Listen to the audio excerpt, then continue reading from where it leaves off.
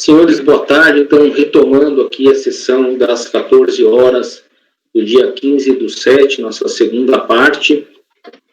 Nós vamos retomar com o item 87 da pauta. O recorrente é Plastisul, Artefatos Plásticos Limitado. Eu sou o relator.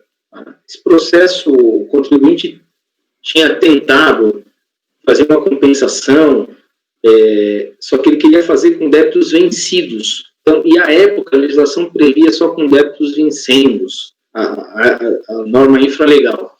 Ele acabou indo para o judiciário, esse processo andou um tempinho, lá em 2004 transitou em julgado, dando o direito ele a compensar com débitos vencidos e vincendos da mesma espécie, né, imposto de renda e contribuição social. O contribuinte transmitiu uma decomp, pegou parte desse crédito, e depois ele transmitiu uma segunda parte para pegar esse crédito de volta, que é o processo que a gente tem aqui. Só que isso teve a mudança da 10.637, permitindo compensar com qualquer tributo. E ele entendeu que poderia, então, mesmo com aquela ação judicial, dizendo que ele podia compensar com débitos só da mesma espécie, de tributos da mesma espécie, ele decidiu compensar com outros tributos. Tá? Esses créditos eram de RPJ, CSLL, então, competência nossa, não tem essa discussão. A DRF entendeu, limitou isso e falou, não, você só podia compensar com débito próprio, o contribuinte apresentou manifestação de inconformidade. A DRJ não foi adiante, a DRJ foi lá e disse assim, tem uma página e a minha vai ter uma página e meia, que é a decisão, tá? A DRJ vai lá e fala assim, olha, esses processos eram de 95 a 97, o crédito. Não teve nenhuma resistência do fisco porque ele poderia ter pedido restituição. Ele diz lá, tá? Só que como ele entrou com os pedidos só em 2004, é um caso de decadência, assim eles manifestaram. Então, o argumento de fundo do contribuinte, isso você vê que a decadência, nem a unidade de origem alegou. Mas a DRJ veio e falou, nem vou olhar essa questão, se ele poderia compensar com outros débitos depois ou não, porque está decaído. Só que o que acontece? Eu já estou indo lá no meu voto, tá? Acontece que os fatos geradores eram de 95 a 97. Então, independentemente de qualquer outra discussão, como o pedido, a declaração de compensação foi transmitida em 2004, então, antes lá de 9 de junho de 2005, antes da alteração da Lei Complementar 118, antes de 10 anos, aquela tese do 5+5, não tem que se falar em prescrição. Então, nesse caso aqui, eu estou votando por voltar para a unidade de origem, já que a delegacia da Receita não ofereceu essa resistência. Foi outro problema. A manifestação de inconformidade do contribuinte foi no mérito, não foi analisada. A DRJ foi lá simplesmente disse, o prazo já tinha se esvaído, você não tem direito a nada. Então, estou dando um provimento parcial, recurso voluntário, para determinar o retorno dos autos da DRJ para que analise o mérito da manifestação de inconformidade apresentada. Dúvidas, senhores? É bem tranquilo, tá? Então, vamos lá. Conselheiro Roberto. Acompanho o relator. Obrigado.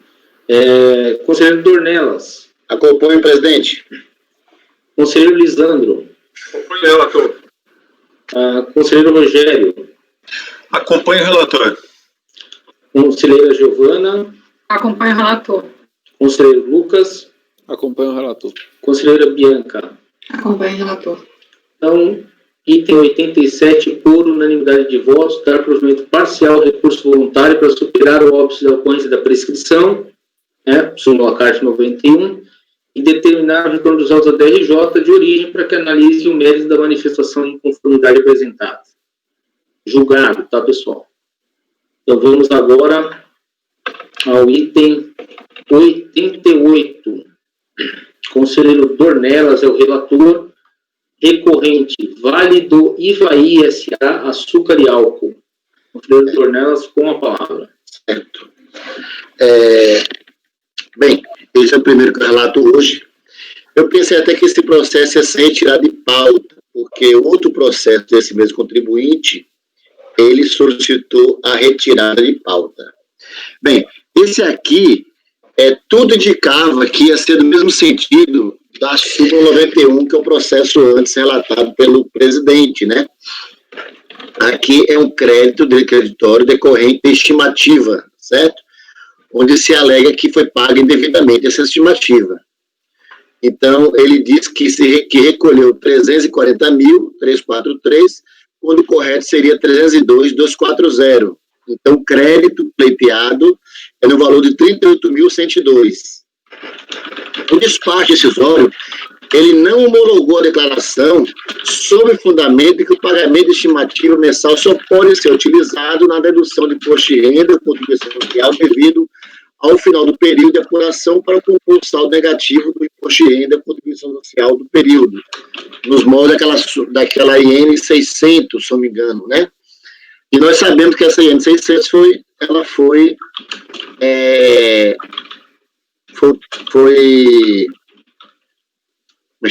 ultrapassada, né? Foi revogada pela EM 900 de 2008, da Receita. Então, ao chegar na DRJ, a DRJ, ela ultrapassou esse óbice. Certo, Fernando? Tá vendo? Tô sim. Ultrapassou o óbice. Mas ela encontrou um outro óbice. Certo? E também, a meu ver, não entrou no mérito, porque ela diz o seguinte, olha, o valor de estimativa, o valor do saldo negativo no final do ano, ela é maior do que a DCTF e os pagamentos recolhidos a título de estimativa. Ou seja, ele usou o valor, abril de 2000 alguma coisa. Então, ele usou um valor maior que o pagamento efetuado de estimativa. Então, a DRJ disse, olha, então não tem crédito mesmo, não. Então, essa parte da DRJ diz o seguinte, eu vou ler aqui essa parte, que eu acho que é melhor. A DRJ, por sua vez, superou esse óbice, ou seja, o óbice da IN 600. Então, eu volto já. E analisando documentos relacionados e declarações transmitidas, entendeu pelo não reconhecimento do crédito sob o argumento de que o contribuinte teria deduzido, a título de pagamento de estimativa, 3.269.603.44, valor superior ao declarado do CTF, inexistindo assim crédito para homologar a compensação declarada. Então, em resignar-se de recurso, o contribuinte insiste no reconhecimento do crédito postulado, 38 mil, sustentando que no período de apuração do imposto efetuou os pagamentos estimativos obrigatórios, 3.212, e que sofreu retenções de imposto de renda, 210, somando 3.423, tal como informado em sua CTF. Explica, então, diz que foi feito de acordo com a CTF, mas explica que houve um erro. Explica que a diferença maior de 56 mil, que foi o que a DRJ encontrou, entre os valores constantes na DPJ e na DCTF, corresponde ao somatório do imposto de renda retido na fonte utilizado nos meses de fevereiro e junho, 56, e que teria indevidamente considerado tal somatório de fevereiro no valor de 22 e junho de 34, com o pagamento de imposto de renda mensal por estimativa, gerando assim a diferença. Eu fui analisar. É isso aqui, eu trouxe um quadro DCTF, resumindo, no quadrinho aqui a seguir, DCTF, a diferença de 56.848 está ele trocou o imposto de renda na fonte por estimativa, certo? Ele trocou, quando informou isso na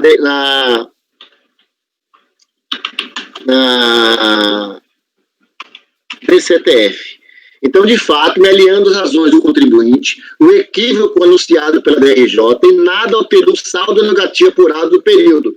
Olha que ele está buscando erro de estimativa, que foi 434 mil. Isso porque a informação menor do imposto de renda retido na fonte, informação menor, é anulada com a informação maior, no mesmo valor, da estimativa de imposto de renda. Veja seu quadro comparativo abaixo. Aí, chego eu para concluir o voto. Tal pressuposto impediu que a DRJ prosseguisse na análise da existência de eventual pagamento devido ao maior, efetuado pela recorrente. Ou seja, apesar de ter superado o óbice consignado nos passos decisórios, de que o aproveitamento de antecipações obrigatórias só pode ser feito na apuração final do resultado fiscal, a DRJ não avançou na análise da certeza de liquidez do crédito postulado, impedindo, a meu ver, que se avance as questões atinentes ao mérito da decompra postulada. Ou seja, ao identificar erro no preenchimento da DIPJ, quando comparado com a DCTF, entendeu que tal fato não seria suficiente para motivar o não reconhecer, entendeu que tal fato já seria suficiente para motivar o não reconhecimento do direito creditório, o que, como visto, restou superado, que anulou. No mais, oi. Alô? Alô? Oi? Alô? Bianca?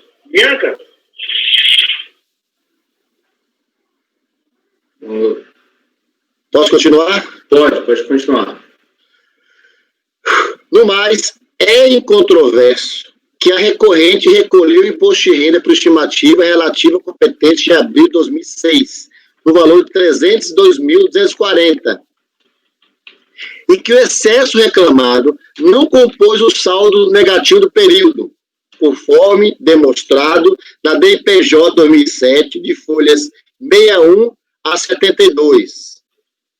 Enfatiza que a comprovação do erro de fato é condição sine qua non para a configuração do pagamento devido, De outra parte, considerando que ambas instâncias não se manifestaram sobre o mérito do pedido, eu entendo que o processo deve retornar à unidade de origem para examinar o mérito do pedido nos termos do artigo 170.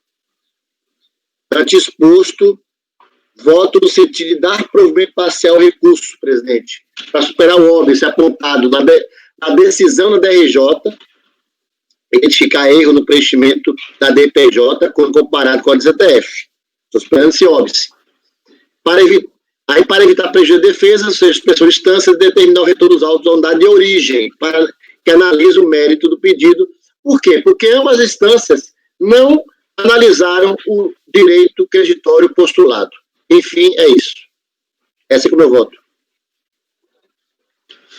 Certo, conselheiro Dornelas. Então, pelo que eu entendi, da unidade de origem, em resumo, não pode, estimativa não pode, esquece. Isso. Quando foi para a DRJ falou, olha, eu até aceito olhar a estimativa, mas nesse caso aqui eu não vou olhar, não. O contribuinte não faz jus. Porque o montante de estimativa que ele recolheu é insuficiente para quitar o saldo negativo. Ele falou, então, se você nem... para quitar o imposto devido no ajuste. Não, só negativo. Para formar o saldo negativo, é isso, né? Isso. Você está dizendo o seguinte, resumindo, vamos supor, você tem 1 milhão de imposto devido no ajuste. E você está dizendo que recolheu estimativa maior, mas todas as estimativas que você recolheu só dá 600 mil. Você nem acabou de pagar os 1 milhão, como é que você quer dinheiro de volta? Só que, segundo o Dornelas, pelo que eu entendi, havia compensações de estimativa também, né? A diferença, o valor da DCTF era inferior ao valor que ele utilizou para efeito de estimativa, que está na DIPJ, né? Também. É inferior. Aí quando a DRJ viu isso, ele disse, olha, só por aqui eu não vou avançar, porque é inferior ao que você utilizou, e você não tinha esse direito. Aí o contribuinte, não é? Na verdade, houve o efeito do dano mesmo, porque eu utilizei superior àquela estimativa, mas utilizei inferior do imposto de renda retido na fonte. Então, esse quadrinho que eu juntei aqui, que foi o quadrinho que o contribuinte trouxe no recurso, ele exatamente diz isso. que na DCTF o imposto, a estimativa é 3.212.000, na DPJ é 3.269.000, ou seja, ele usou mais na DPJ de estimativa, mas, por outro lado, ao contrário, quando se trata de imposto de renda na fonte, ele declarou DCTF 210, mas usou menos na DPJ, que foi o 53.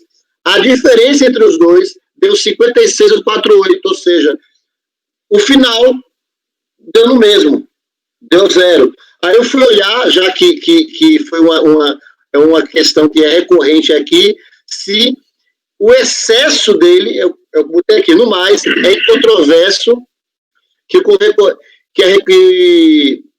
a recorrente recolheu o IPJ de estimativa relativa à competência abril 2006 no valor cheio, 302, e que o excesso reclamado não compôs o saldo negativo do período. Aí eu estou apontando aqui da IPJ e folhas 6172 como prova disso aí. Na DIPJ ele pôs o valor correto, a estimativa que ele acha devido. Exatamente. Entendi, por isso que você está mandando voltar para a unidade de origem, porque nenhum dos dois avançou para ver efetivamente se a estimativa estava errada ou não, né? É isso. Tá bem da minha parte compreendido. Eu não estou enxergando o Rogério e nem o Lisandro. A Lisandro, eu vejo agora. Voltou. O Rogério não estou vendo também, não. Eu estou aqui. Eu estou aqui, gente. Vocês não estão me vendo? Não. Consegue atualizar aí, Rogério? Vou atualizar. Por favor. Tá aparecendo um símbolozinho ali diferente dele. Só um minuto. Esse processo, quando eu me deparei com os processos, você faz... Voltou? No caso concreto mesmo, né? Porque aqui tudo levava a crer que eu faria um voto parecido com o de Fernando na súmula 91, né? Que eu tenho voto pronto. Quando eu fui ver, se criou aí um outro obstáculo, mas também não se avançou no mérito. Se avançasse no mérito, em vista dos documentos trazidos, era capaz de ter diligência, né? Mas você vê que varia de acordo com a discussão. Caso concreto, né? É o caso concreto. Senhores, alguma dúvida ou podemos prosseguir no voto? Dois votos. Pois não. Só uma observação rápida é que o que está me parecendo nesse processo é que o óbice existiu na unidade local. Quando o processo subiu para a DRJ, eles afastaram o óbice. O que aconteceu foi um erro no exame da prova. Então, olhando por esse ângulo, nós não poderíamos mais falar em afastar o óbice, porque o óbice já foi afastado. Mas eu estou afastando o óbice da DRJ. A DRJ criou um óbice que foi afastado. Porque é o seguinte, Roberto, ninguém chegou a olhar se a estimativa estava certa ou errada. Foi de fato. Eu entendi isso. Cada um com uma premissa. A DRF, porque jamais poderia ter estimativa devolvida. A DRJ falou, até poderia, mas nesse caso aqui, se o total de estimativa recolhido nem contempla o que ele declarou ao final do ano, eu nem vou olhar se está certo ou errado. Pois é aí que eu digo que houve um erro de valoração da prova que estava no processo. Eu vou um pouco mais. Na verdade, é que houve um óbice criado entre uma diferença de informação, no final das contas, entre DPJ e DECOMP, onde há um erro de informações entre duas declarações do contribuinte. Esse fato, por si só, ele não pode ser óbvio para que você avance o mérito, porque é um erro apontado que deve ser esperado até por causa da própria orientação da Receita, né? Então, o erro entre assim, há desencontro entre um e outro, mas esse desencontro, na verdade, não alterou o saldo negativo no final. Eu estou entendendo o seu ponto de vista, não vou deixar de acompanhar o relator, eu só quero dizer que, na verdade, quando a DRJ disse que o valor a soma do recolhimento das estimativas já estaria incluindo o eventual pagamento indevido, isso é um exame de mérito. Ela já estava examinando o mérito nesse aspecto, quando fez essa declaração. Mas tudo bem, não vamos estender muito, não, porque no final das contas... Ele não fez essa afirmação, não, viu, Roberto? Ele não disse que a soma das estimativas era maior do que os valores declarados lá em DCTF? Foi, isso ele fez. Então o que ele disse? Ele disse o seguinte, olha, o contribuinte já utilizou o eventual indébito. Ele já incorporou essa diferença no saldo negativo. Consequentemente, ele não tem mais o direito. É isso que eu digo. Que do ponto de vista, digamos, técnico, o mérito já foi examinado, mas foi examinado a partir de um erro de percepção dos documentos que instruíam o processo. Não tem problema. Mas qual é o seu encaminhamento? Nessa linha de raciocínio, o encaminhamento seria converter o julgamento em diligência para que a unidade local examinasse, fizesse um relatório e, com base nele, nós que eu digo, a turma concluísse o julgamento.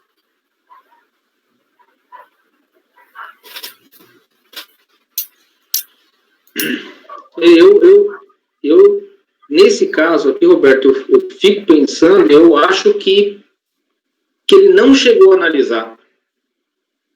Porque se ele tivesse pego e dito assim, não, a estimativa não está calculada errada, ou ela está calculada certa, mas a partir do momento que naquele próprio ajuste anual, que ele está dizendo lá, o contribuinte naquele mês que ele está pedindo de volta, ele colocou o valor que ele entende correto da DIPJ, não o valor cheio que ele recolheu. E ele não chegou a analisar isso, porque ele olhou as somas de todas os recolhimentos e nem comparou com isso com o que tinha na DIPJ. Ele calculou o ajuste de forma equivocada, dizendo, você não tem direito, porque todas as suas estimativas não pagam o que você deve lá no final. Desculpa. Ele não chegou naquele mês e disse, não, esse mês aqui, o valor certo é o valor cheio. Em nenhum momento ele chegou a entrar no mérito se ele calculou certo ou não. Os recolhimentos totais que você fez são suficientes para o ajuste. Portanto, eu não vou te devolver nada de referente a um mês, né? Mas é um detalhe. É um detalhe que dá diferença se a gente vai para diligência ou para um provimento parcial, né? Mas que me parece que nunca ninguém chegou a examinar se a estimativa daquele mês estava certo ou errado. Efetivamente, olhando para aquele mês, né? Foi uma análise, primeiro uma negativa geral e depois uma análise que não levou em consideração o mês, né? Eu me alio com o que o Fernando está falando, porque é o seguinte, os casos que a gente tem analisado, a diferença existe um óbice de erro de preenchimento de declarações. Então, DECOMP diz uma coisa e a DCTF diz outra. Então, se esbarra na análise de mérito por esse equívoco formal de preenchimento, ou erro material, seja como você quiser dizer. Me parece que aqui é muito parecido também, porque há um erro de preenchimento ou não bate. O valor que ele está dizendo que é de saldo que ele apontou como saldo negativo na DIPJ, embora a discussão aqui seja erro de estimativa, né, com o declarado no CTF. Aí ele esbarrou também em prosseguir a análise, entendeu? Mas, enfim, eu acho que o ponto que o Roberto falou também é válido, essa compreensão dos fatos a partir desse prisma. Mas eu vou manter o voto desse jeito. Vamos ouvir os demais conselheiros ou podemos escolher os votos já se encontram condições? Eu posso votar. Eu entendi a questão de um novo óbice que o Dornelas fez referência, que na verdade não é um óbice da questão da possibilidade ou não de compensar a estimativa, mas ainda é algo que não adentra no mérito do pagamento indevido ao maior, especificamente de estimativa. Então, se a gente só coloca em diligência, a gente vai obstar a oportunidade de o contribuinte ter realmente avaliado o pagamento indevido ao maior da estimativa que não foi feito. Entendeu? Então, eu acho que o retorno para a unidade de origem garantiria um exame realmente do mérito, que não foi feito pela DRJ. Também estou nessa mesma linha, presidente. Bom, podemos escolher os votos. Vamos ver o conselheiro Roberto, talvez haja uma divergência, talvez. Vamos ver. Vamos lá, conselheiro Roberto. Presidente, eu não vou abrir. Eu não vou abrir a divergência, embora mais pode ser a divergência, eu vou acompanhar o relator. Obrigado, conselheiro Roberto. Conselheiro, Dornelas é o relator, conselheiro Lisandro. Acompanhe o relator. Obrigado. Conselheiro Rogério. Acompanhe o relator. Conselheira Giovana. Acompanha o relator. Conselheiro Lucas. Com o relator. Conselheira Bianca. Acompanhe o relator. Eu também acompanho o relator, então a gente deu esse provimento parcial para retomar o fluxo do processo desde a unidade de origem, né?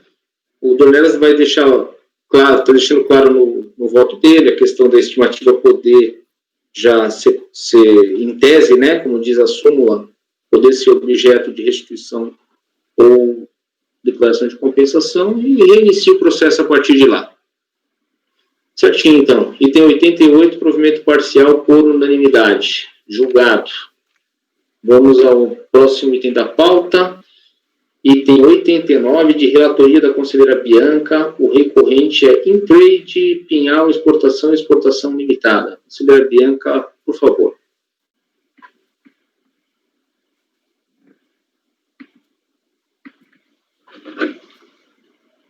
Obrigada, presidente. Vou fazer um resumo aqui no início do voto. Esse não tem sustentação, né, Fernando?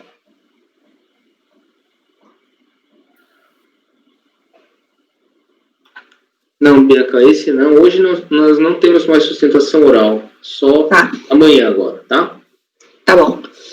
O presente litígio consiste de contestação apresentada pela autuada contra a exigência de RPJ, CSL, PIS e COFINS, incidente sobre a receita omitida no ano calendário de 2002, decorrente de variação cambial ativa não inserida no resultado do apurado da DIPJ. Então, em brevíssimo resumo, a contribuinte reconhece a omissão de receitas, mas ela entende serem nulos os lançamentos de RPJ e CSL, uma vez que acrescidos os valores levantados pela fiscalização o resultado do período, não remanesceria base de cálculo por ter sido apurado prejuízo no ano de 2002, devendo também ser considerado o acúmulo de despesas incorridas pela empresa em anos anteriores. Insurge-se ainda contra os percentuais de multa de ofício e juros de mora, incidentes sobre débitos exigidos, afirmando serem exorbitantes e injustos tais acréscimos ao tributo devido, que representaria confisco, confrontando princípios constitucionais. Então, só para esclarecer, a questão do PIS e COFINS já foi reconhecida pela DRJ. Então, o que a gente está julgando aqui seria, ela está reforçando essa questão das despesas gerais acumuladas, que ela entende que deveriam ser consideradas. Então, a contribuinte ela já reconheceu a omissão de receita, né, ela realmente não incluiu essa questão da variação cambial ativa, 1.600.000. Contudo, segundo seu entendimento, ainda que no resultado apontado na DIPJ tivesse sido incluída essa receita omitida, as autoridades teriam que considerar essas despesas gerais acumuladas. Eu entendi, em linha com a decisão de primeira instância, que qualquer despesa do ano calendário, ela é registrada, conforme o regime de competência, no ano calendário em que ela é incorrida.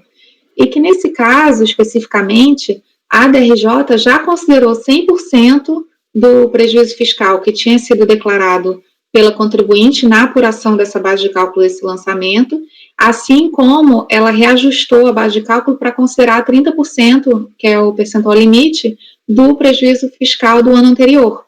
Então, considerando que ela já fez esse ajuste de base de cálculo lá na DRJ, inserindo, acho que era 26 mil o valor que tinha de prejuízo, e mais o do ano passado, já houve um reajuste, então, do que poderia ser considerado qualquer despesa de ano anterior. Em relação à imunidade da CSL, das variações cambiais das receitas de exportação, eu estou aqui aplicando o entendimento do STF, de que a imunidade ela não se aplica para a CSL, né? Já é uma posição adotada várias vezes aqui no CARF. Então, e como o julgamento do STF teve repercussão geral, eu estou aplicando esse entendimento por conta do artigo 62 do RICARF. Então, eu simplesmente estou reconhecendo que não há imunidade para fins de CSL e estou considerando, acho que vale a pena entrar nesse ponto, que a variação cambial, ela entra como se fosse a própria receita de exportação. Ela é considerada como se fosse uma coisa só, né? Então, apesar delas, por esse mesmo motivo, ela ganhar a imunidade do PIS/COFINS pelo artigo 149 da Constituição, ela não consegue ganhar a imunidade da CSL pelo 195. E, por fim, só a questão da inconstitucionalidade da multa de ofício e da questão do juro Selic. Então, eu estou negando o provimento ao recurso voluntário.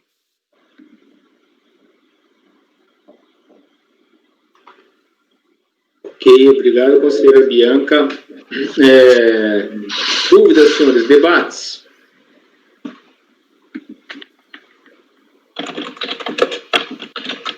Nenhuma dúvida? Conselheiro Roberto? Não? Podemos colher os votos?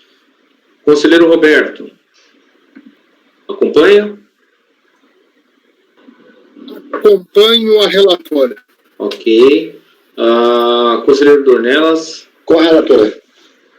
Conselheiro Lisandro? Acompanhe a relatora. Conselheiro Rogério? Acompanhe a relatora. Conselheira Giovana? Acompanho a relatora. Conselheiro Lucas? Acompanho a relatora. Eu também acompanho a relatora. Então, item 89, por unanimidade de votos, negar provimento ao recurso voluntário. Próximo item é o item 90 da pauta. A relatoria também da conselheira Bianca. Recorrente é TES, Tecnologia de Solos Limitada.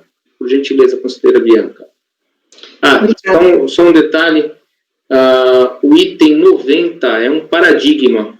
Então, o resultado do julgamento do item 90 aplica-se também aos itens 91 e 92, que daí ficam na relatoria do presidente, tá? Repetitivos, 91 e 92 são repetitivos, cujo paradigma é o 90.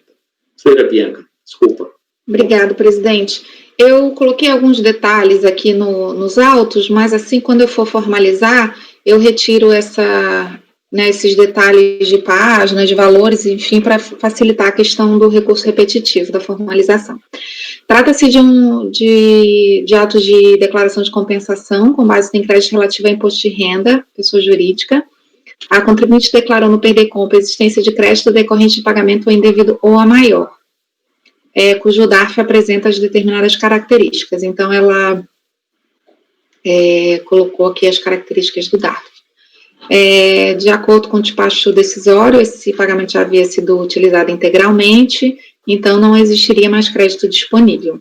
A recorrente informou já em sede de manifestação de inconformidade que optou no período em questão pelo regime de tributação pelo lucro presumido, contudo, por algum equívoco, aplicou o percentual para o cálculo do sobre o total do faturamento. Entretanto, parte do seu faturamento seria proveniente de vendas de produtos e materiais, portanto, sujeitos ao percentual de 8%. E aí ela anexa aqui uma planilha em sede recursal, em que ela faz essa diferenciação aqui do que seria, então, sujeito à alíquota de 32% e do que seria sujeito à alíquota de 8%. A despeito dessas informações, a decisão de primeira instância julgou improcedente a manifestação de conformidade por falta de prova documental. Eu vou até inverter a ordem aqui, vou colocar essa planilha embaixo, porque realmente ela só trouxe essas informações mais detalhadas no recurso voluntário. Então, como ela trouxe a planilha de cálculo do imposto corretamente devido, com a indicação de todos os elementos necessários, notas fiscais dos correspondentes períodos, para a gente conseguir identificar ali onde teriam a existência dessas atividades mistas, comprovação contábil também e cópia dos pagamentos feitos a maior. Como essa juntada de documentos foi feita em sede recursal, né, em contraposição aos argumentos da DRJ, eu estou votando por aceitar esses documentos e encaminhar o processo para diligência para que eles possam ser analisados pela unidade de origem. Senhores, dúvidas, debates? Pelo visto, ele trouxe farta documentação, livro, fez a coisa bem explicadinho ali. Eu estava vendo a empresa acho que ligada à construção civil, tem muito isso, essa questão, às vezes, da mão de obra, da prestação de serviço e do material colocado na obra. Verdade. E aqui, eu não sei o Lisandro, como é que era lá na turma 1201, né? Essa questão de aplicar o 8% ou 32% aqui nessas atividades de construção aí, né, com emprego ou sem emprego de materiais, aquela questão toda, a gente leva muito em consideração se é auto de infração ou se é declaração de compensação. Se for um auto de infração, vai competir ao fisco fazer a prova, por exemplo, lá, que o contribuinte fazia a obra sem emprego de materiais, né, que aí ia ser os 32%. Agora, quando é o contribuinte que alega que ele pagou com coeficiente de 32% e faria jus a pagar com 8%, compete a ele fazer prova, né, que a atividade dele era empreitada com emprego de materiais e, portanto, podia aplicar o coeficiente menor, né.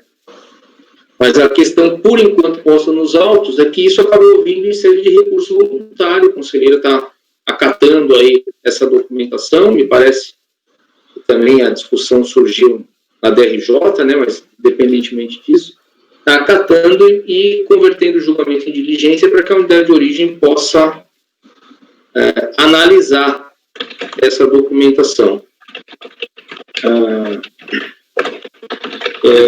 Senhoras, pois não, Lisandro? Você perguntou, é nesse sentido. Legal. É bom para a gente já ir, né, vendo qual é o seu entendimento. Ver o entendimento para a gente ver onde aprofunda, onde não aprofunda algumas discussões, né? A pergunta, assim, o que ele deve estar tentando comprovar ali são negócio de compra de material, né? É isso? Isso. E eu não abri o processo, tá? Estou olhando aqui o voto da relatora. É muito documento, ou se a gente abre ali, teria essa convicção? Olha, Fernanda, vou ser sincero, como eu pautei 19 processos eu estou dizendo porque é o seguinte... Eu posso abrir aqui para a gente dar uma olhadinha, assim. A não ser que a gente também queira olhar pelo contrato, né? Porque pode ser que eu tenha um contrato que pudesse ser 8%, outro contrato 32%, e aí complica essa visualização que eu estou dizendo. Vamos supor, se fosse um contrato só, talvez ali abrindo a gente ia ver que tem compra de materiais e tal, ficar mais tranquilo. Agora, aqui eu acho que precisa fazer uma aferição, talvez, de maneira individual, né? Pode ser que alguma receita, algum contrato dele seja com emprego de material, outro contrato sem emprego de material, e aí precisa averiguar um por um. São 4 anexos ao recurso voluntário, os 3 primeiros têm quase 200 páginas e o último tem 30. Então, tem bastante coisa. E talvez possa surgir alguma dúvida no decorrer da análise em razão de algum período, de algum porque como é um contrato DARF só, né, com um valor até pequenininho. mas tem bastante coisa assim. Bom, senhores, o voto da relatora, então, é por encaminhar para a diligência para análise dessa documentação. O resultado do 90, o 91 e 92 são idênticos ali também, só referentes ao período, né? Podemos ir para o julgamento? Conselheiro Roberto? Acompanho a relatora. Conselheiro Dornelas? Também acompanho, presidente. Conselheiro Lisandro? Foi, relator. Conselheiro Rogério? Eu também acompanho a relatora. Certo. Conselheira Giovana? Acompanho a relatora. Conselheiro Lucas? Acompanho a relatora. Eu também acompanho a relatora. Então, o item 90 da pauta conversão de diligência por unanimidade, resultado que se aplica também aos itens 91 e 92. Só um minutinho. Deixa eu colocar o resultado aqui, que acho que o próximo processo é meu, né? Exato.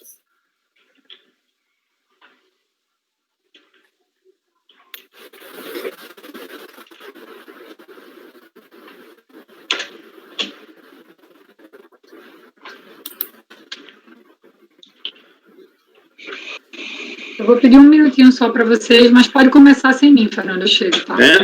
Tá. Peraí, mas o 93 não vai Não, não. vamos julgar agora. 93. Ah, sim. Então não é o seu, não. Ah, desculpa, é o É seu. meu. É porque ele também ficou na sequência dos repetitivos, né? E aí a gente meio que se perde ali. A hora que eu estava procurando na pauta também, eu falei, cadê o processo? Será que não foi para lá? E ele estava aqui, né? Eu já coloquei na base, né? Vocês estão com acesso ao meu voto. O Roberto vai gostar dessa discussão. Ele sempre comentou isso nas nossas sessões. E agora até que enfim chegou um processo desse, Roberto. Deixa eu ver se a conselheira Giovana Sim. já retoma. Mas ele é um processo bastante interessante, tá? O que acontece aqui? O contribuinte está pedindo a restituição aqui de estimativa.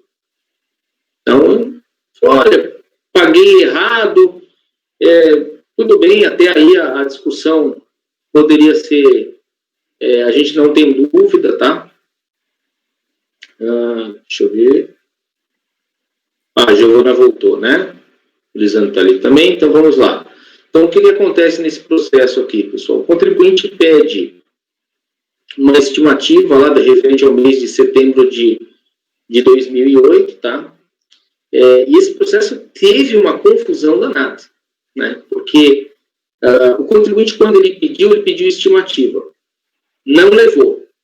Quando foi para a manifestação de conformidade, assim, eu acho que foi feito dentro da própria empresa, uma redação bem truncada, e a DRJ, e eu acho que acertadamente que a DRJ fez naquele momento, olha, eu estou entendendo que o contribuinte, ele fala de cancelamento, mas na verdade ele falava de retificação.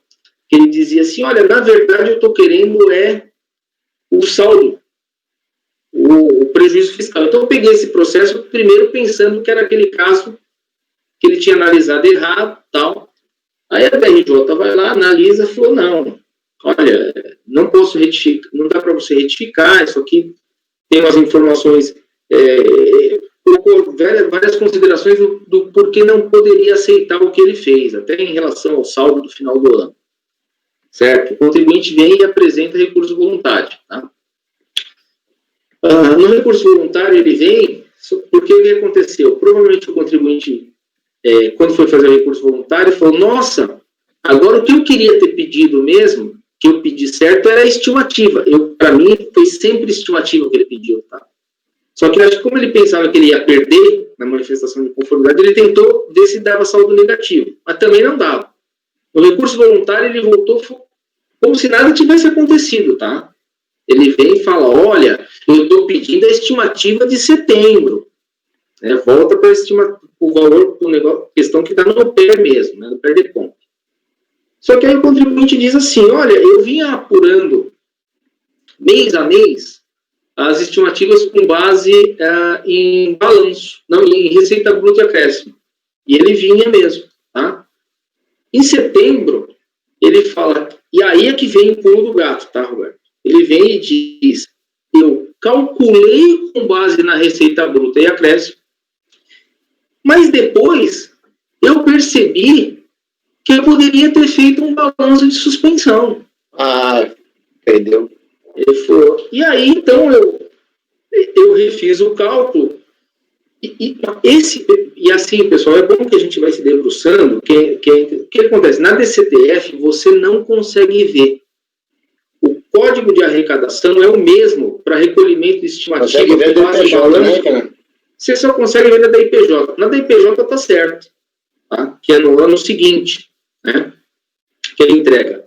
E você vê, ele percebeu rápido, porque ainda dentro do ano de 2008, e é importante eu falar isso para vocês, porque ele praticamente não vai ter prejuízo, porque praticamente dentro do ano de 2008, ele transmitiu essas decomps ainda, utilizando o suposto pagamento a maior de setembro para compensar estimativas de novembro.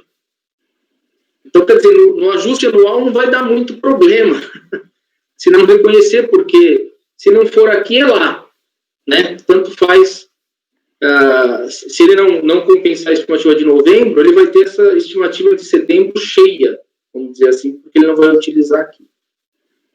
E aí eu venho, e é bastante interessante, então eu falo da súmula, eu digo que houve uma alteração na redação da súmula. Isso é bastante importante, porque a súmula anterior tinha uma redação seguinte: pagamento indevido ao maior de estimativa caracteriza indébito na data de seu recolhimento. Ele parecia ser algo taxativo, né? Qualquer recolhimento. E foi alterada a redação dessa súmula, justamente em razão de confusões de as pessoas estarem lendo isso aí, dizendo, se ele pagou a estimativa e de alguma maneira ele prova que poderia ser menor, ele sempre tem direito. E é interessante que não se trocaram os precedentes. Os precedentes não foram trocados nessa alteração de súmula, mantiveram os mesmos. E se a gente for ler, um dos precedentes, inclusive, que é da conselheira Edeli, ele deixa muito claro que você caracteriza o erro se eu escolhi receita bruta e acréscimo e fiz o cálculo errado para receita bruta e acréscimo.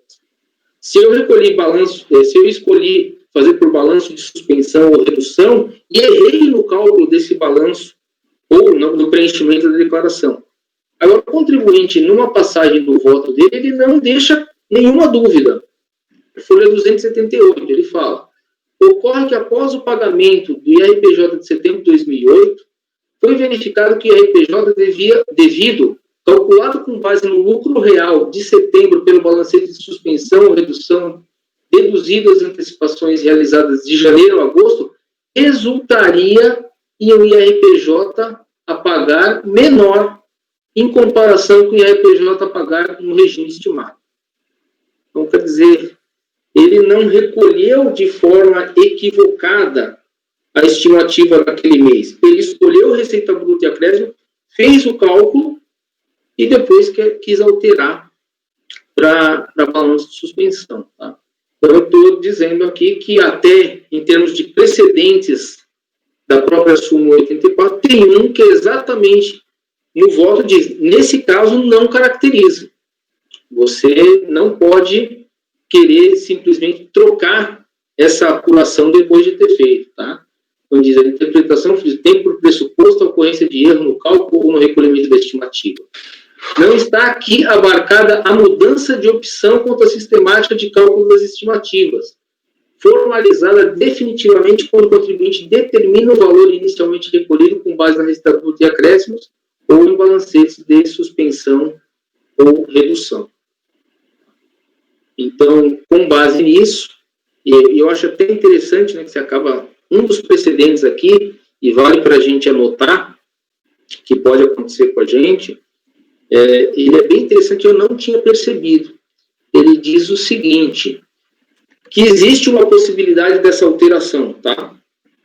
Quando o contribuinte fizer o recolhimento com base em balanço de redução, né, e der maior do que na receita bruta.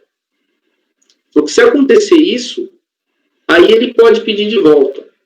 E aí eu falei, puxa, fui olhar a fundamentação, e acho que é o primeiro precedente, viu, Roberto? Interessante de olhar a súmula. Daí ele diz assim, que na lei fala, você recolhe com base na receita bruta e acréscimo.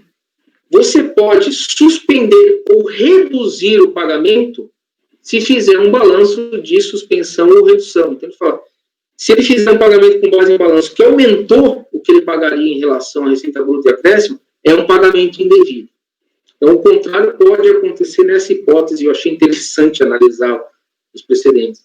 Mas nesse nosso caso aqui, não. Ele fez com base na receita bruta e acréscimo, depois percebeu. E se você olhar a DRPJ, é interessante, porque de janeiro a agosto, ele tinha feito com base na receita bruta e acréscimo. E também fez em setembro, né? Só que depois a DRPJ ele acertou. Mas em algum momento alguém disse, oh, você fez balanço? Não. Refez e foi recalcular lá para trás. Eu poderia ter recolhido, mas não recolheu. Tá? Então, por essas razões, senhores, eu estou votando por unidade de provimento ao recurso. Dúvidas? Presidente, eu vou repetir uma coisa que nós tínhamos falado ontem. Opção não é erro. Ele hoje escolheu fazer os recolhimentos de estimativa mensal. Ele podia, a cada mês, optar por apurar com base na receita ou com base no balancete. Se ele escolheu apurar com base na receita, isso não é erro, isso é uma opção. Lembra que eu disse que eu copiei o seu texto, que me seria útil? É para inserir no final do meu voto aqui o Orlando Gomes lá, falando da diferença de opção e erro. Vou citar o voto do conselheiro Roberto aí, porque se encaixa perfeitamente nesse caso, que foi uma opção, ele não errou. Né? Uma opção. Isso aí. Conselheiro Roberto, podemos escolher o voto, pessoal? Conselheiro Roberto. Acompanhe o relator. Obrigado. Conselheiro Dornelas. Acompanhe o relator. Conselheiro Lisandro. Acompanhe o relator. Conselheiro Rogério. Acompanhe o relator, está muito claro. Conselheira Giovana. Acompanhe o relator. Conselheiro Lucas. Acompanhe o relator. Conselheira Bianca. Acompanhe o relator. Então, certo. Item 93 da pauta, por unanimidade de votos, negar provimento ao recurso voluntário, tá? Vamos aqui.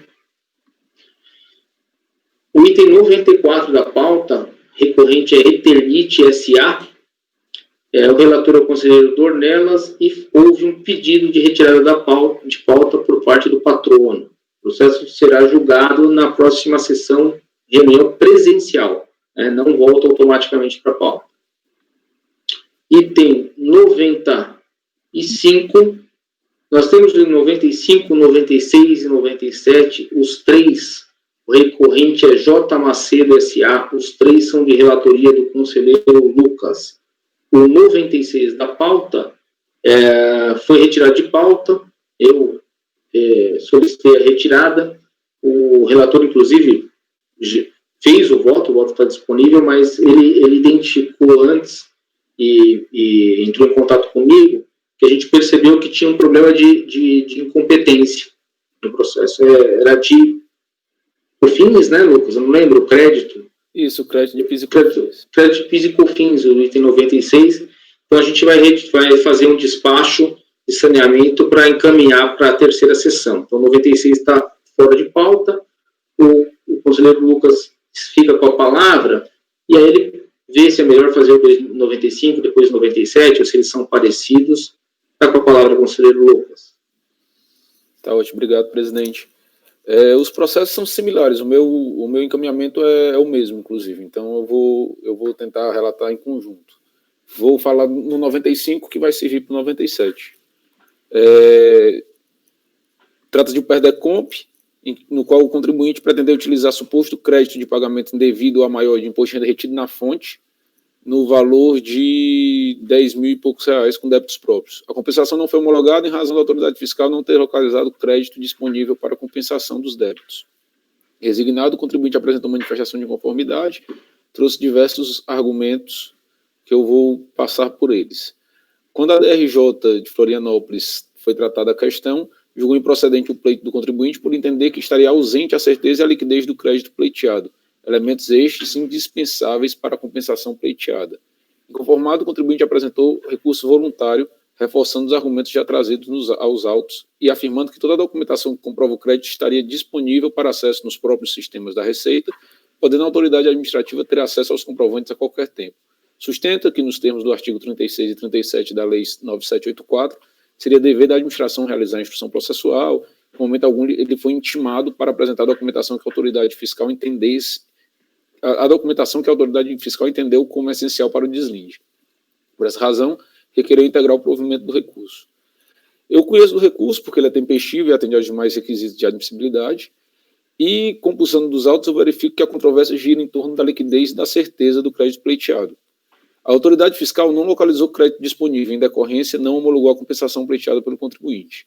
Em sua defesa, o contribuinte apresentou, aí saindo em manifestação, tá? Cópia do DARF, que alega ter pago, cópia da DCTF não retificada, listagem de débitos e créditos emitido pela Coordenação Geral de Arrecadação e Cobrança, e ainda sustenta o contribuinte que não procedeu com a retificação da DCTF, em razão de que, à época, vigia o artigo 10, parágrafo 2º, inciso 3 da IN 482, que tratava que, em relação a que não será aceita a retificação, que tenha por objeto alterar os débitos relativos a tributos e contribuições em relação aos quais o sujeito passivo tenha sido intimado no início do procedimento fiscal. Em que pese o ônus da prova incumbir a quem pleiteia e, no presente caso, ao recorrente, conforme acertadamente mencionado na decisão recorrida, o caso concreto corrobora com a verossimilhança das alegações do recorrente. A DRJ não adentrou no mérito da discussão em razão de que o alegado equívoco do preenchimento no preenchimento da DCTF não estaria acompanhado de elementos capazes de comprovar a alegação. Eu divido nesse ponto, haja visto entender que, com base na documentação apresentada na manifestação de conformidade, atrelada aos argumentos trazidos em sede de recurso voluntário, existe uma potencial dúvida quanto à existência do direito creditório. A ausência da DCTF retificadora, nesse caso, se deu pelo fato do contribuinte seguir o disposto da IN. Somente vindo a surgir o entendimento quanto à possibilidade de retificação da DCTF após despacho decisório, quando da publicação do parecer normativo COSIT 2 de 2015, momento bastante posterior ao hora em análise. Desse modo, tendo visto o princípio da bússola da verdade material, entendo ser cabível superar o óbice da ausência da retificação da DCTF para enfrentamento da matéria de mérito pela autoridade fiscal. E aí eu dou aquele provimento parcial que a gente costuma dar encaminhamento aqui. Tanto nesse quanto no 97. É o mesmo encaminhamento que eu dou. Senhores, dúvidas, debates? Talvez para o Lisandro fosse importante a questão da retificação da DCTF, é isso, Lisandro? Eu entendo que esse artigo 10, ele se refere aos débitos, né? E aqui seria uma DCTF para retificar o crédito, a necessária. Então, eu continuo com o meu entendimento que a DCTF deveria ter sido retificada. Certo, certo. Depois, por curiosidade, depois eu vou olhar aquele parecer lá, porque eu lembro que em algum momento o parecer, pelo menos, posso estar equivocado, tá, Lisandro? E para pesquisar agora aqui, em algum momento eu achava que o parecer falava que poderia ser retificado de ofício quando não fosse mais possível ao contribuinte retificar. Mas eu lembro que são impedimentos legais, mas não é um impedimento temporário, por exemplo. Impedimentos legais, mas aqui essa IN ela diz que não pode retificar para trocar o débito e não o crédito, né? Então acho que continua entendendo. Não alteraria para você. Certo. Bom, senhores, então nesse caso você votaria para negar provimento? Sim. Certo. Senhores, a gente tem condição de votar? Podemos? Claro. Conselheiro Roberto. Presidente, eu acompanho o relator. Conselheiro Dornelas. Acompanho, presidente. Certo. O conselheiro Lisandro, só para confirmar, abre divergência. Para negar para mim. Obrigado, conselheiro Lisandro. Conselheiro Rogério. Eu acompanho o relator. Conselheira Giovana. Acompanho o relator. Conselheira Bianca, né? Acompanho o relator. Eu também acompanho o relator, então a gente vai ficar nos itens 95 e 97, por maioria de votos, dar provimento parcial para retornar lá para a unidade de origem, para analisar sem o óbice da retificadora da DCTF, tá? Vencido o conselheiro Lisandro, que votou por negar provimento ao recurso voluntário. Certo? Posso encerrar o julgamento. Itens 95 e 97 julgados. O item 98, recorrente é Cimerman Análises Clínicas Limitada. A informação aqui que o patrono nos ofertou memoriais, tá? Então, o memorial está à disposição dos conselheiros, a nossa pasta, e o relator é o conselheiro Lucas, quem eu peço para iniciar o relato, por gentileza.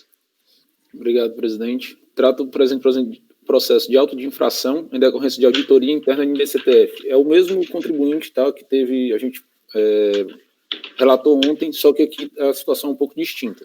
Teve auditoria interna do DCTF e ele foi cobrado no valor principal de R$35 mil, acrescido de multa de mora e juros de mora. A exigência decorreu da não localização dos pagamentos vinculados a débitos informados em DCTF, conforme tabela abaixo.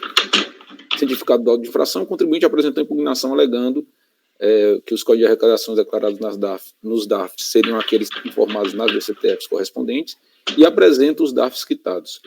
De posse da argumentação do contribuinte, a DICAT DERAT procedeu com a revisão de ofício, analisando os créditos e reconhecendo a improcedência parcial da exação, haja vista que dois pagamentos realizados teriam sido alocados em conta corrente PJ a débito do período de apuração 010797.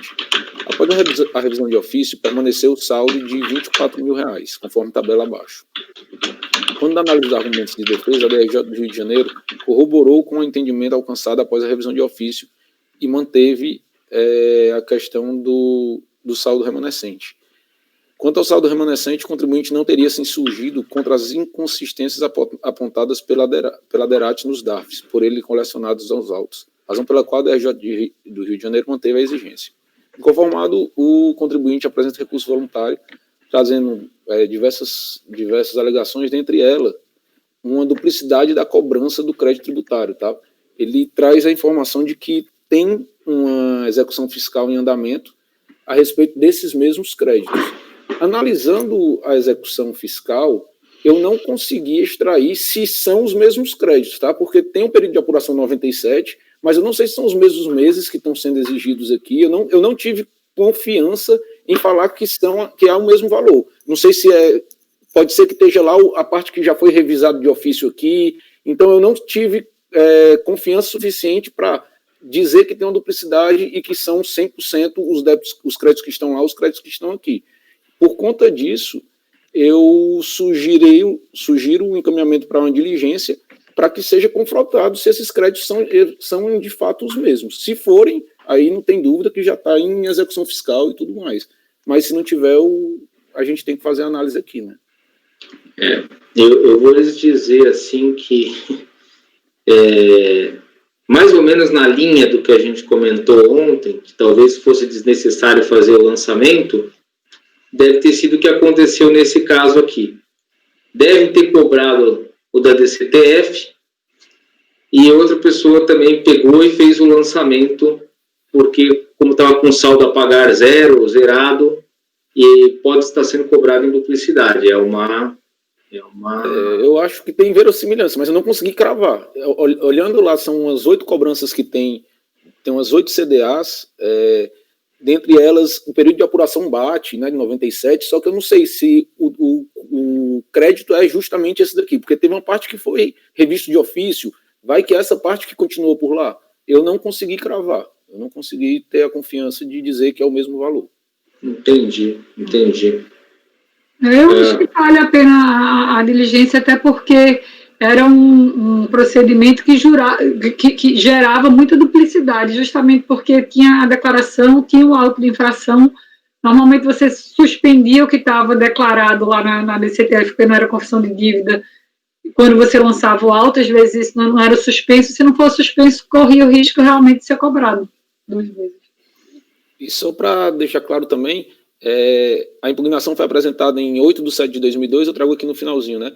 Ainda não havia sido ajuizada a execução fiscal, tá? Então não é que se fala em supressão de instância, porque a DRJ não se manifestou quanto a isso, porque não era matéria discutida lá embaixo, porque ainda não havia execução fiscal. Certo. Senhores, dúvidas? Nenhuma. Podemos encaminhar o voto? Conselheiro Roberto? Acompanho o relator. Conselheiro Dornelas? Acompanho o ilustre relator. Conselheiro Lisandro? Acompanho o relator. Conselheiro Rogério? Com o relator. Conselheira Giovana? Acompanho o relator. Conselheira Bianca? Acompanho o relator.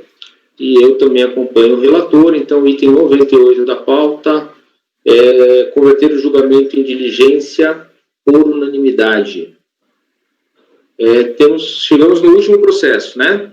Pelo meu controle aqui. Isso, eu No também. item 99 da pauta, de relatoria do conselheiro Rogério, o recorrente é Manuel, aqui está, com materiais de construção SA. Conselheiro Rogério, com a palavra. Ótimo, obrigado, presidente. Ilustres colegas, vou explicar a autuação aqui.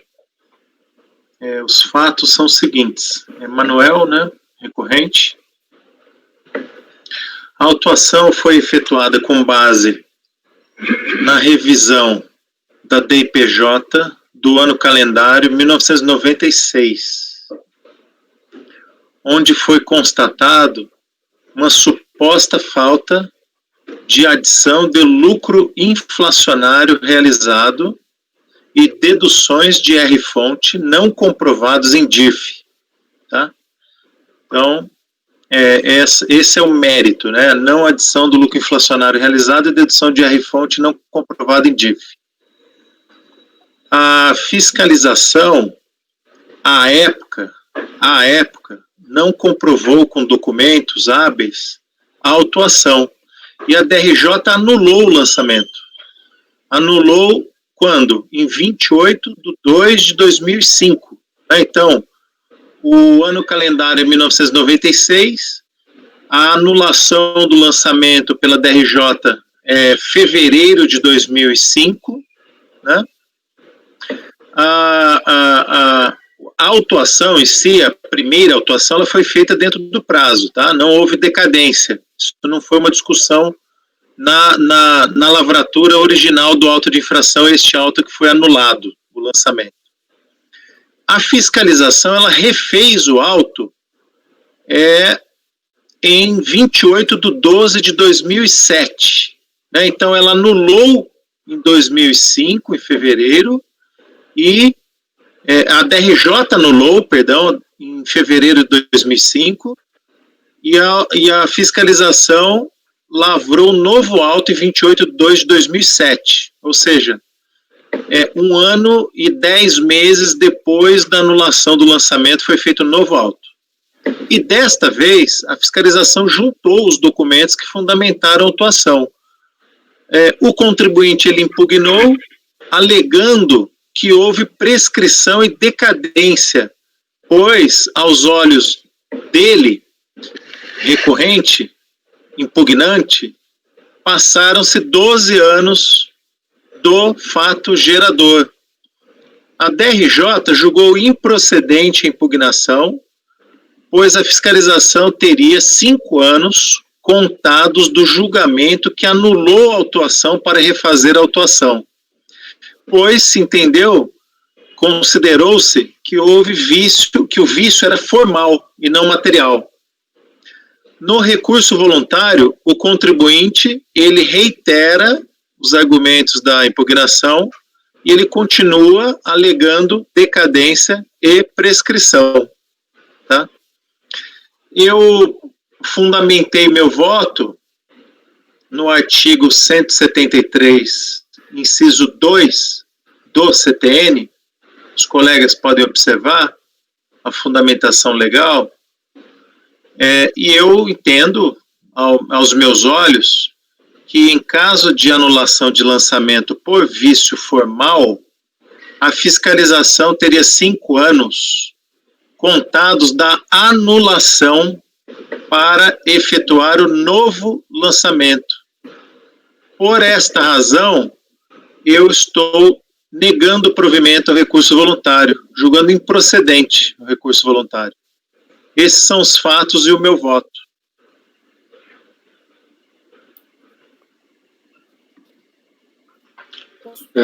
Só para confirmar Posso falar, Fernando? Por favor. Tá. Só pedir um esclarecimento. Foi feito o primeiro lançamento. Por que esse primeiro lançamento foi anulado? Esse primeiro lançamento foi anulado pela DRJ por uma ausência de comprovação com documentos hábeis em relação à não adição ou falta de adição do lucro inflacionário realizado e deduções de IR-fonte não comprovadas em DIF. Perfeito, Rogério. Obrigado pelo esclarecimento. Esse esclarecimento é importante para mim porque, na minha visão, esse não é o tipo de vício que se enquadra como vício formal. Então, nesse caso, eu entendo que o direito da fazenda já estava extinto quando o lançamento foi feito. Esse vício é um vício de prova, e falta de prova do fato da infração. Então, se for feito um novo lançamento para suplementar provas ou para produzir provas ou juntar prova nos autos, nós não temos aí propriamente um vício formal. Então, na minha ótica, não teria havido... Aí não se aplica aquele parágrafo do artigo 7.3, né? Aí não é um 732, aí opera um 731. Então, aplica um 731 ou o parágrafo 4º do artigo 150. Dos dois. Entendo. Não, é isso. É um erro formal, ou é um vício formal, ou vício material. Se entendemos que é material, teria operado o prazo de 5 anos, então expirou o prazo, e então o lançamento material, tem que ser novamente material, anulado. Né? É um vício material, né? Se entendemos que é material, o lançamento tem que ser novamente anulado e dado provimento ao recurso voluntário. O processo é curto aqui, né? Eu estou vendo o arquivo, não é muito grande, estou abrindo. Queria só dar uma olhadinha só na decisão da RJ, na primeira. Está demorando aqui.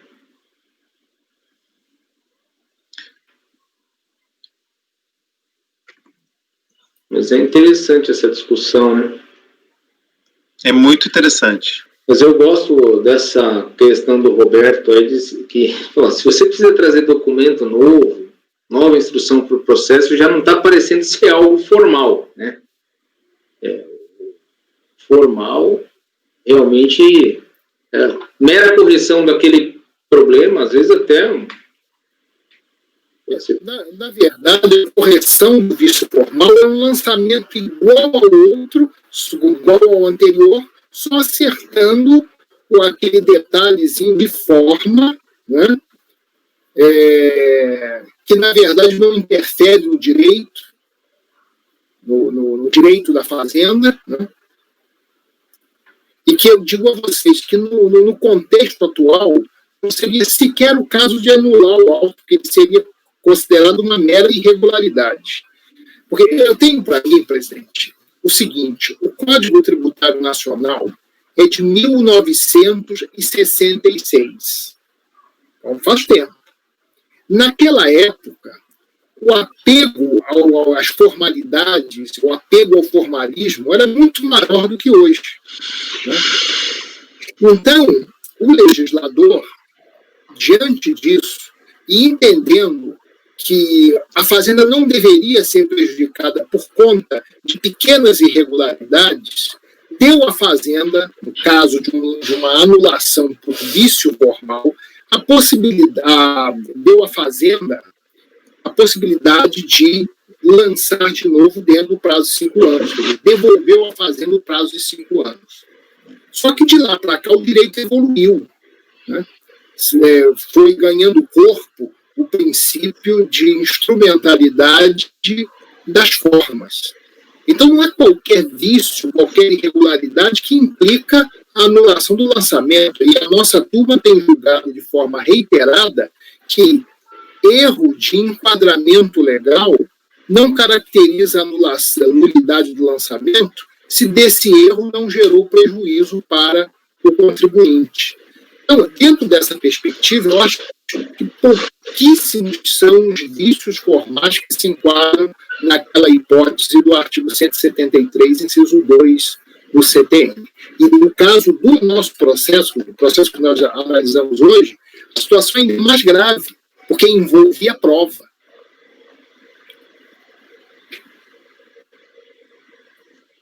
Rogério, você vai mudar seu...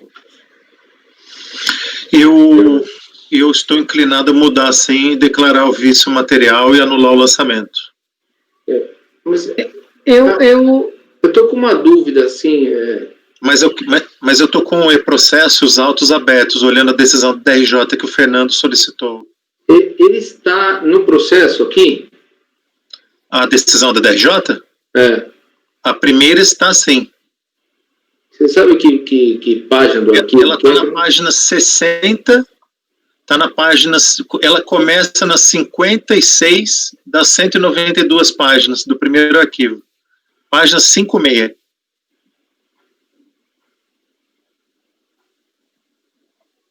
Uhum. Porque eu quero ver o que aconteceu aqui.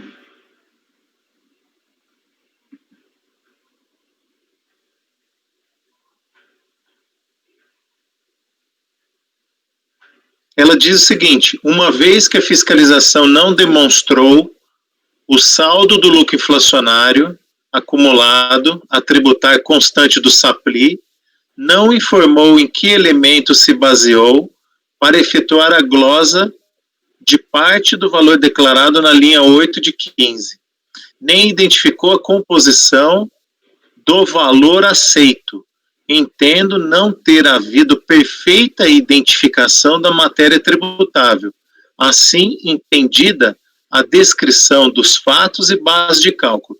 Deste modo, com base na legislação acima reproduzida, tendo sido o lançamento efetuado em desacordo com o artigo 5º da IN 94 de 1997, deve ser declarada sua nulidade. Foi o voto da julgadora à época. Eu acho que é material. Assim. Fernando, você pediu a decisão, o Rogério deu aí, eu estava olhando aqui, a folha 59 do PDF que está no acórdão, a emenda lá diz, não atendeu o artigo tal da IN 94 e tal. Aí o artigo 4 diz, é nulo se tiver em desacordo aqui, conterá obrigatoriamente a matéria tributável, assim entendida a descrição dos fatos é base de cálculo. Aí ele negritou, que foi o que desatendeu. E se você olhar na folha 31, que é o termo de início da fiscalização, olha os documentos que ele pede. Livro diário e razão, LALU, cópia da IPJ, documentos de comprovação do valor de R$223 mil lançados na ficha 8, linha 15. É a apuração de base de cálculo, é matéria, né? Não tem como ser um erro formal isso aqui. Eu também acho que é um erro bem material. Ele está em itens que o CTN exige, que o artigo 10 do PAF exige, que estão longe da formalidade, né? É o próprio espírito do auto de infração que está ali, né? É a apuração da base de cálculo, né? Fica difícil. Até a matéria tributável, como ele diz ali, não está claro, a base de cálculo não está bem delimitada, não pode ser uma operação de tentativa e erro o lançamento. Então faz de novo, né? Faz de novo, senão... Não, acho que tem razão, porque a própria decisão da DRJ agora, que manteve o novo lançamento, ela diz, isso está na página 183. Eu estava lendo, eu achei bem assim, porque ela diz assim, ela não fala, ela diz que a DRJ, que a decisão anterior, anulou por vício formal. Ela afirma isso. Quando a outra decisão, ela só diz que é nulo o lançamento, ela não disse que é por vício formal. Eu queria olhar para ver, mas... Eu lembro quando o Roberto... Bem, eu acho que esse assunto aqui a gente escutou, né? Eu lembro quando o Roberto fala que... E agora eu compreendo bem o que ele diz exatamente, e aqui é um bom exemplo, porque se naquela decisão, Fernando, ele dissesse que era um vício formal, nós não estaríamos subjugados a essa decisão. A gente poderia aqui fazer um juízo de valor, ou seja, quando a gente entra na discussão se é vício formal ou vício material, e a gente faz isso, porque a Procuradoria insiste nisso aí, até e entra com embargos e leva para recurso, no caso concreto aqui, eu entendo que nós não se pensássemos diferente do que foi lá decidido com relação a isso, a gente iria dizer aqui que seria vício material. Não ficaria subjugado ao decidido lá. Então, o que Roberto fala o tempo inteiro, aqui não é briga nossa, é briga se é um lançamento futuro. Aqui mas sabe qual eu acho a diferença? A diferença é o seguinte, lá na DRJ, vamos no caso concreto, eles nem falaram que era vício formal, né? Então, abre-se tudo. Mas vamos supor que eles dissessem que era um vício formal. Certo. Mas derrubou o lançamento. Não existe embargos de declaração na DRJ. Então, o contribuinte não teria condição de questionar a conclusão da DRJ, pelo menos ou recorrer para o CARF para dizer que era um vício material, entendeu? Até porque ele não tinha interesse de agir ali, a decisão era favorável a ele e tal. Ao contrário do que acontece aqui conosco. Quando a gente vai declarar se é formal ou material, com direito às partes que não concordarem, com a PFN às vezes não concorda, ou pede para a gente falar, que a gente se manifeste. Né? O que eu quero dizer é que vejam só o trabalho que deu esse processo aqui, o novo lançamento, com toda essa discussão, porque se a DRJ tivesse dito lá que era material, aí tinha acabado. Porque pode ter certeza que a unidade de origem não iria fazer o lançamento se ela tivesse afirmado que era um vício material. Se você deixa em aberto, você cria essa possibilidade, que nem teve nesse, de ter um litígio. Tá, mas eu pergunto, se dissesse lá atrás que seria formal, poderia discutir. A gente aqui poderia ia discutir. Porque o contribuinte ninguém teve condição de questionar aquela decisão do DRJ, ela era definitiva. Mas mesmo que tivesse, mesmo que tivesse. Não, vê só, se for o caso que dissesse que era formal. É que, nesse caso, sempre que a DRJ disser lá que é formal ou que é material, o CAF. E não tem recurso de ofício, tá? Se tivesse recurso, porque vamos supor que a DRJ tivesse dito que era formal, tivesse recurso de ofício, e o CARF tivesse confirmado que era vício formal, eu entendo que a gente não poderia apreciar de novo. A minha pergunta está aí. Então, não poderia. Se o CARF, então, no nosso julgado, que a gente diz, olha, isso aqui é um vício formal, em outros julgados. Então, como cabe recurso que é o superior, em tese, se acabar ali, o ofício pode lavar o lançamento, se não obedecer, se está dentro do prazo, e esse tipo de discussão o contribuinte não pode mais alegar, né? Eu entendo que essa acaba sendo uma matéria que já foi decidida. Certo. Eu acho que do ponto de vista de segurança jurídica, de celeridade, é sempre, por isso eu entendo a questão do Roberto, mas eu acho que quando você já resolve nesse processo aqui, você evita um procedimento desnecessário. A DRJ não quis dizer se era formal ou material, então aqui, de novo, a gente, 19 anos depois, julgando de novo um processo que a gente vai derrubar, que nitidamente era de material. A DRJ, se tivesse colocado que era material lá, acabava o processo. Aliás, se ela tivesse dito que esse é o problema, cancelar, não teria dado problema nenhum. Provavelmente, se ela tivesse dito, eu estou cancelando o lançamento lá, sem entrar no método, ninguém ia dizer nada. Mas quando ela utilizou a palavra nulidade, e aí não se identificou se era por vício, falou que era nulo, nem por vício formal material, chegou lá na DRF, vamos lançar de novo. E aí veio, estamos aqui. Mas é uma discussão boa. Lisandro. Lisandro, né? É que na página 60, no acórdão, primeiro acórdão da RJ, ele cabe um parágrafo para citar o ato declaratório normativo, COSIT número 2, que dispõe sobre a nulidade de lançamentos que contiverem vício formal, sobre o prazo decadencial.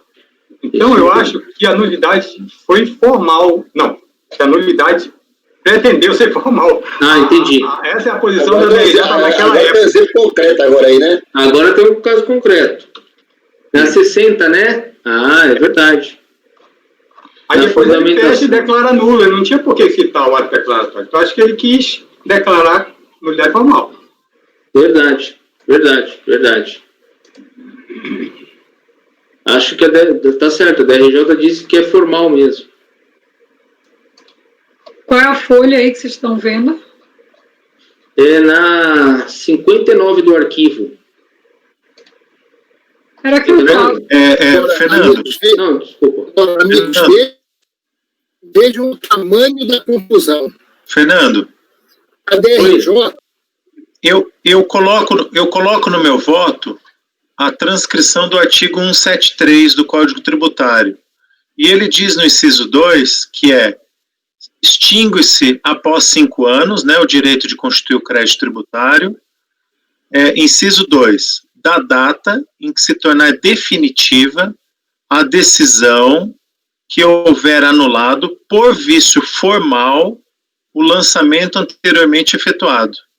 É isso, Rogério, a discussão. Não, é que eu não sei onde o Rogério está querendo chegar, mas o que ele está querendo dizer é o seguinte: é uma decisão definitiva que anulou por vício formal. Por isso que me levou a essa posição, entendeu? Né? Entendi a interpretação que ele está dando. Ele está falando, o CTN ele não dá a margem para uma discussão depois. Ele diz se é uma decisão que anulou por vício formal e é definitiva, o prazo seria do 173, entendeu, Roberto, o raciocínio do Rogério? Tá no mute. Tá mudo, Roberto.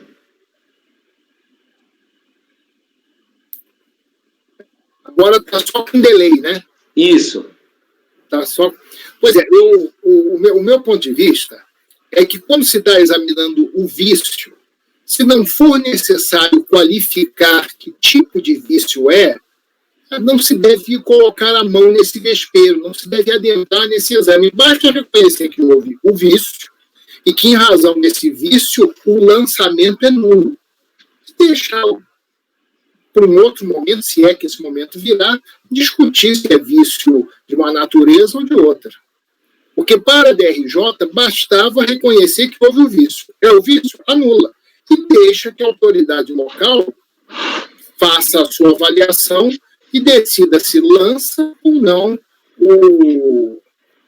se renova o lançamento ou não.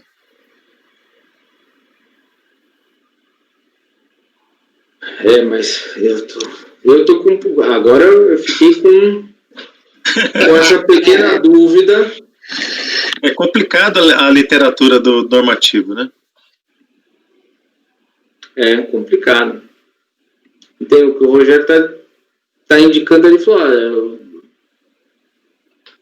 dá para discutir isso no segundo lançamento ou não, se o CTN diz que tem 5 anos, quando houver uma decisão administrativa definitiva que anulou o lançamento por vício formal?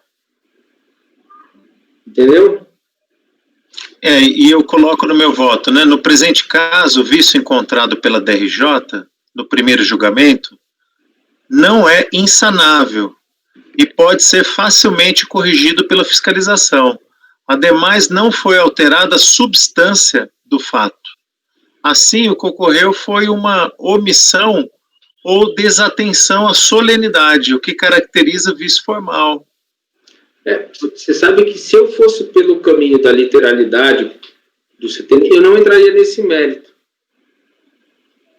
Se for pela literalidade, eu diria o seguinte, olha, o legislador, ele impôs uma regra. Qual regra? Se houver uma decisão administrativa irreformável. É verdade. E aí é que está o problema. É irreformável. E a gente estaria reformando ela aqui, né? É verdade. Tem uma decisão administrativa irreformável que anulou por vício formal, tem 5 anos. É verdade. É verdade. Eu não preciso dizer que houve vício formal material. E depois que aí eu até penso o seguinte, né? Se o contribuinte recorresse dessa decisão, ele tinha interesse de agir ou não? Daquela primeira lá. Eu acho que teria. Fazer um recurso, dizer, não, eu quero levar para o CARF, porque eu quero que diga lá que o vício é material.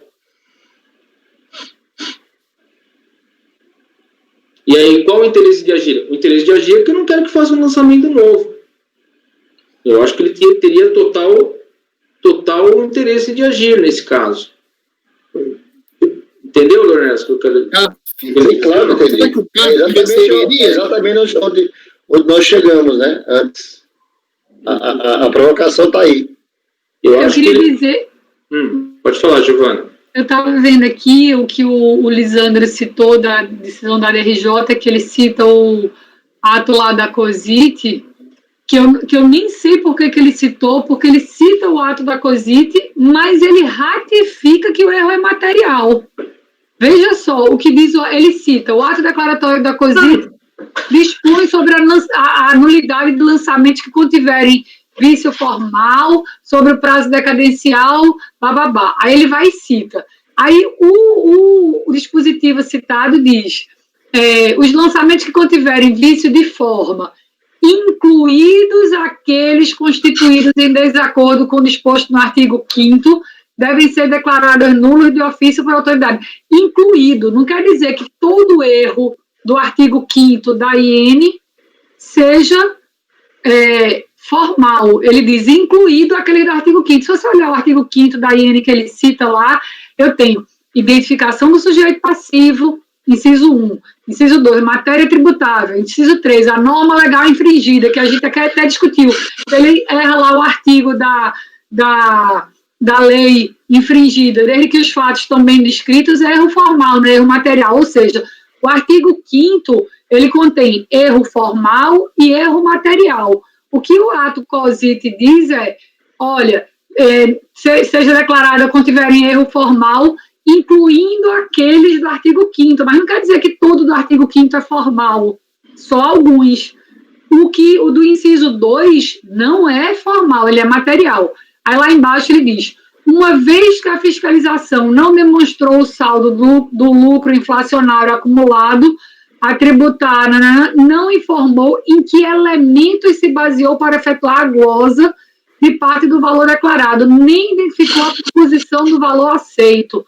Entendo não ter havido perfeita identificação da matéria tributável, assim entendida a descrição dos fatos e base de cálculo. Ou seja, aí ele disse, desse modo, ele descumpriu o artigo 5º, no inciso 2, que é matéria tributável. Ele foi claro. O ato COSIT, ele diz que naquele artigo 5º pode ter alguns incisos de erro formal, mas o que ele enquadrou não é formal. E a decisão final, apesar de citar o ato COSIT, que ele deveria não ter citado era nada, ela não conclui. A decisão da DRJ que anulou, ela não conclui dizendo que o erro foi formal. Para mim, a decisão, se eu tiver que interpretar a decisão da DRJ aqui, a citação do parecer Cosite lá é um opter dictum que só prejudica a interpretação, e a conclusão é que foi erro material. Não teria nem que discutir isso aqui. Leiam lá a página citada pelo Lisandro, lá, o folha 60 do PDF. Ele cita o ato declaratório Cosite, mas conclui que descumpriu o artigo 5º em relação à matéria. O fato dele citar o parecer Cosite ali, ele concluiu aqui que o erro é formal, entendo eu que não.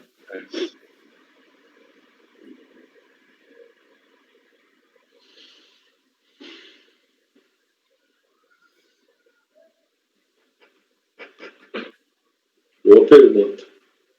O processo é bem pequenininho, né, Fernando? Mas assim, ó, é um processo, né?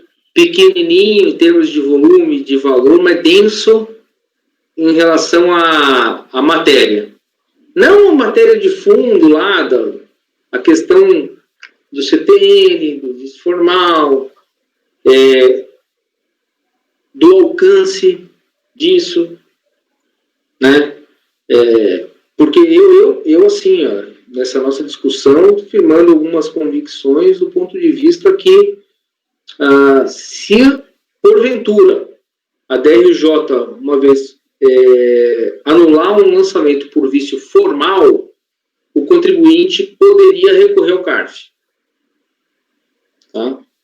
E teria interesse de agir, sim, no sentido de ver que fosse anulado por vício material, a fim de que não houvesse uma possibilidade de um novo lançamento.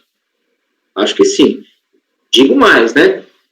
Se esse processo fosse acima do limite de alçada, tributo e multa, ele automaticamente daria direito, imporia um recurso de ofício, que o contribuinte poderia ali, por exemplo, apresentar razões, recurso de ofício, o processo parou. Então, se a gente chegar à conclusão que a DRJ disse que é um vício formal e o contribuinte não recorreu, eu acho agora, pensando aqui tudo, que aí eu aplicaria o CTN na forma que ele está lá. Diz, ó, decisão administrativa irreformável que anulou por vício formal tem 5 anos para lançar. Ponto.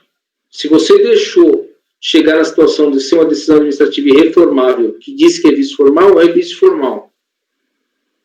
Tá, agora mas nesse caso, dê uma olhadinha na decisão da DRJ, leia com calma e veja se você conclui que no caso que cabia embargos, né?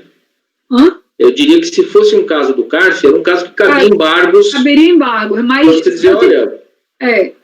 Mas, veja, eu acho que era dispensável a citação do ato declaratório. Ele cita o ato declaratório Cosite, mas leia o ato declaratório Cosite e os incisos dele. É que fica difícil para o contribuinte, à época, na primeira decisão da DRJ, que ele recebeu um acórdão. Sem dúvida. O acórdão diz, olha, está nulo o lançamento.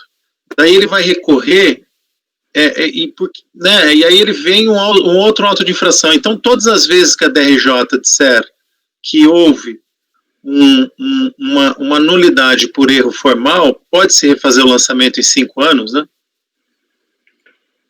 No caso aqui, Fernando, que eu estou entendendo que não houve a clareza. A DRJ não disse que era vício formal. E nem disse que era material. Falou com relação à matéria. Agora a gente que está dizendo aqui que é um vício material e pronto. Concordo, doutor Neves. Concordo que nesse caso aqui, o contribuinte fica numa situação que a gente mesmo está olhando aqui, viu? Tem um parágrafo, ele cita o ato declaratório, depois ele vai em outras partes que ele fala claramente do artigo 5º, fala lá da matéria tributável. Aí é complicado, né? A solução, se ninguém for de vista aí, seria aquela primeira que foi dada e que o Rogério, a segunda que o Rogério disse que iria mudar o voto para reconhecer o vício material. Mas aí é mudar toda a premissa.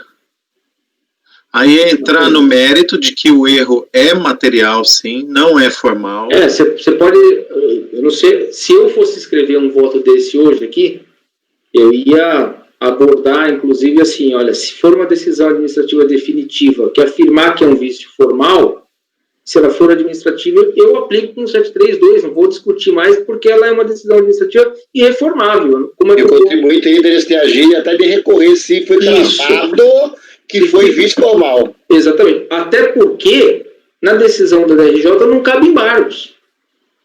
O cara não teria nem como questionar essa decisão, assim. Que não foi o caso. Não foi o caso. Agora, uma decisão dessa, que cita o ato declaratório, que eu estou chegando à conclusão, como diz a Giovana, foi óbvio dito. Ele citou ali, mas depois ele vem nos pontos e cita o artigo 5º que fala de base de cálculo, de matéria tributável. Aí é material. Isso. Aí eu escreveria assim, ó, faria esse contexto. Faltou dizer que era vício material, mas não disse também. Então agora, você não disse nada. Como a decisão não cravou isso, se era vício formal ou material, cabe essa análise. De nossa parte, a gente entende que é nitidamente um vício material. Portanto, não poderia ser refeito no orçamento. Entendi. Eu não, assim, estou dizendo... foi por isso que eu falei, ó, é um processo super interessante para a gente para ver até os efeitos de tudo isso que a gente às vezes discute. IC. Esse teve quase todos os EC possível, né? Senhores, estamos em condições de julgar? Então, o relator está reformulando o voto para declarar que o vício que foi anulado, o procedimento lá, foi um vício material, até porque a decisão não deixou claro se era formal ou material. Ele era um vício material e, portanto, não era passível de aplicação aí do contagem de prazo decadencial com base no 732. E aí ele está falando que é decadência. Isso. Correto. Conselheiro Roberto. Acompanho o relator. Obrigado, conselheiro. Conselheiro Dornelas. Isso é bom deixar bem claro, Rogério, esse ponto que o Fernando chamou atenção aí, né, que não foi cravado, isso, etc. Também acompanho, presidente. Não. Conselheiro Lisandro. Presidente, eu acho que a DRJ houve o vício formal, eu estou convicto que isso foi formal. A DRJ quis anular por vício formal, mas por conta desse problema no fechamento do dispositivo do voto da primeira decisão da DRJ, ficou a dúvida, acabou deixando ficar a dúvida em aberto. Por conta disso, eu sigo o relator. Tá bom. Obrigado, senhor Lisandro. Ele segue o relator, não. O Lisandro abre divergência, porque o relator mudou o voto. Isso. O Lisandro falou, eu sigo o relator, mas o Rogério mudou o voto. Não, mas é que eu acho que ele, como ficou a dúvida na decisão, e parece que ele vai falar por decadência, embora... Isso. Tinha que ser claro no dispositivo dizendo nulo por vício formal. Como não foi, ele não deu a oportunidade do recurso, como falou o Fernando, o recurso, que o vício não era formal, seria material, então acabou tolhindo o direito de defesa do contribuinte nesse aspecto. Então, por conta disso, entendi. O segundo voto do relator. Ok. Pela decadência. Conselheira Giovana. Desculpa, viu, Lisandro, eu não tinha entendido. Eu acompanho o relator. Ok. Conselheiro Lucas. Eu também acompanho o relator. Certo. Conselheira Bianca, por gentileza. Acompanho o relator, presidente. Certo. Eu também acompanho o relator.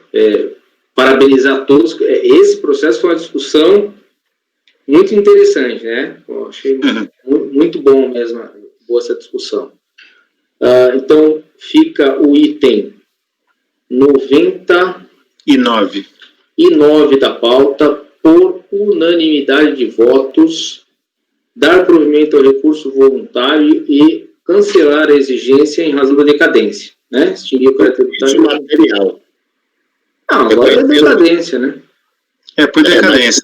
Daí, A gente cancela por decadência, a gente não vai ser cancelar por decadência. Por decadência. Daí não vou na falar em nulidade, motivação. não, para não criar. Decadência não tem mais como lançar de novo, não. Que são unânime, o item 99. Senhores, vencemos a pauta de hoje, julgamos todos os processos que estavam passíveis de julgamento, alguns foram retirados de pauta até por pedido das partes. Então eu peço ao nosso apoio, aval, que interrompa o julgamento.